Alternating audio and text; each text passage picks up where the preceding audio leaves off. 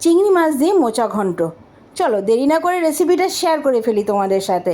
প্রথমে দেখো, মোচাটাকে ভালো করে কেটে নিয়েছি, তার মধ্যে নুন হলুদ দিয়ে কিছুক্ষণের জন্য রেখে দিয়েছিলাম। এরপরে খানিকটা ছোলা আমি আগের দিন রাত্রেই ভিজিয়ে রেখেছিলাম। এবার ওখান থেকে খানিকটা ছোলা আমি মোচার মধ্যে নিয়ে নিলাম। এরপরে মোচা আর ছোলাটাকে প্রেশার কুকারে আমি ভালো মতন সেদ্ধ করে নেব। আর অন্যদিকে খানিকটা মুসুরির ডালও আমি একটু ভিজিয়ে রেখেছিলাম, সেটাও দেখো মোটামুটি ভিজে নরম হয়ে গেছে। এরপরে ওটাকে মিক্সিতে বেটে ছোট ছোট করে আমি বড়া তৈরি করে নিয়েছি, তার মধ্যে কিন্তু অবশ্যই একটু নুন হলুদ দিয়েছিলাম। এরপরে একটা পেস্ট তৈরি করতে হবে, সেটা হচ্ছে আদা, কাঁচা লঙ্কা, টমেটো, আর কিন্তু কিছুই না। এরপরে ওটারও একটা পেস্ট তৈরি করে নিয়েছি। আর যে কড়াইতে বড়াটা ভেজেছিলাম সেই কড়াইতে আরও খানিকটা তেল দিয়ে চিংড়ি মাছটাকেও সামান্য নুন হলুদ দিয়ে ভেজে তুলে নেব। যেহেতু মোচাটা চিংড়ি মাছ দিয়ে করেছি, তো চিংড়ি মাছ তো অবশ্যই লাগবে। তো চিংড়ি মাছটাও দেখো আমি ভেজে তুলে নিয়েছি। তো এরপরে দেখো ওই কড়াইতে আর একটু তেল দিয়ে ফোড়নে দিয়ে দিলাম সামান্য একটু জিরে, মানে সাদা জিরে, আর দিয়েছিলাম দুটো তেজপাতা। এরপরে দুটো আলুকে ছোট ছোট করে কেটে নিয়েছিলাম, এই তেলের মধ্যে কিন্তু আলুটাও আমি দিয়ে দেবো। সম্পূর্ণ ভিডিওটা দেখার কিন্তু অনুরোধ রইল, নালে কিন্তু তোমরা বুঝতে পারবে না রেসিপিটা আমি প্রতিটা স্টেপে কিভাবে তৈরি করেছি।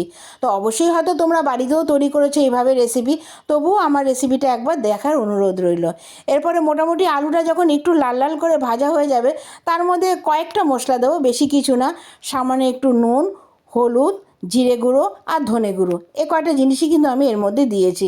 এরপরে এ কয়টা জিনিস দেওয়ার পরেও কিন্তু 5-10 মিনিটের জন্য আমি রান্না করে নেব। এরপরে কিন্তু আলুর মধ্যে দিয়ে দিয়েছিলাম ওই বাটা মশলাটা, মানে আদা, কাঁচা লঙ্কা, টমেটো। ওইটা দেওয়ার পরে বেশ 10-15 মিনিটের মতো রান্না করে নেবো, যতক্ষণ না এটা থেকে তেল ছেড়ে আসছে। আর একটা হাফ টমেটো আমি এর মধ্যে কেটে দিয়ে দিয়েছিলাম। তো দেখতে পাচ্ছ মশলাটা মোটামুটি কষানো হয়ে গেছে। এরপরে সেদ্ধ করা মোচা আর ছোলাটা আমি ওই আলুর মধ্যে দিয়ে দেবো। ওইটা দেওয়ার পরে কিন্তু একটু সময় ধরে রান্না করে নিতে হবে। আর জলের পরিমাণটা কিন্তু তোমরা খুব অল্পই দেবে। মশলার সাথে কিন্তু মোচাটাকে ভালো মতন মিশিয়ে নেবে।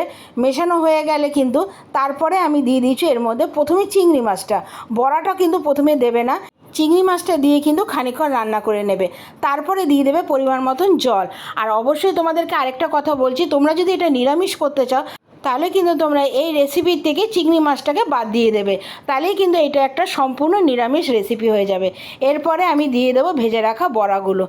এরপরে কিন্তু গ্যাসের আঁচটা একদমই কমিয়ে দেবে, আস্তে আস্তে কিন্তু রেসিপিটা হবে। আর যখন দেখবে মোটামুটি পুরো টেনে এসছে, তখনই দিয়ে দেবে স্বাদের জন্য সামান্য একটু মিষ্টি। আর নামানোর আগে কিন্তু অবশ্যই একটু ঘি দিয়ে দিও। ব্যাস, রেসিপিটা কিন্তু আমার কমপ্লিট। কেমন লাগলো অবশ্যই কিন্তু আমাকে কমেন্টস করে জানাবে। ভালো লাগলে কিন্তু একটা লাইক, কমেন্টস আর এটা আপনজনদের সাথে শেয়ার করে দিও।